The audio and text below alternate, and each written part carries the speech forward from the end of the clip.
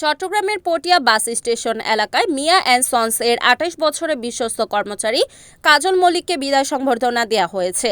কাজল মল্লিক পটিয়া উপজেলার সনহরা ইউনিয়নের মঠপাড়া গ্রামের নিবারণ চন্দ্র মল্লিকের পুত্র। ৯ মার্চ মঙ্গলবার রাতে দীর্ঘদিনের বিশ্বস্ত কর্মচারী কাজল মল্লিককে বিদায় সংবর্ধনা দেন মিয়া অ্যান্ড সন্স এর মালিক চট্টগ্রাম উন্নয়ন কর্তৃপক্ষ বোর্ড মেম্বার হাজী নজরুল ইসলাম। এ সময় হাজী নজরুল ইসলাম কাজল মল্লিকের হাতে ফুল ও টাকা উপহার প্রদান করার মুহূর্তে মালিক কর্মচারী অশ্রুসিক্ত নয়নে বিদায় মুহূর্তটি বিষাদে পরিণত হয়। দীর্ঘদিনের বিশ্বস্ত কর্মচারীর বিদায় বেলায় মালিকের অশ্রুসিক্ত চোখে বিদায় সংবর্ধনার আয়োজন অত্যন্ত আবেগঘন একটি দৃশ্য। এমন আয়োজন প্রতিষ্ঠানের প্রতি কর্মচারীর নিষ্ঠা, সততা, পারস্পরিক গভীর ভালোবাসার প্রতীক।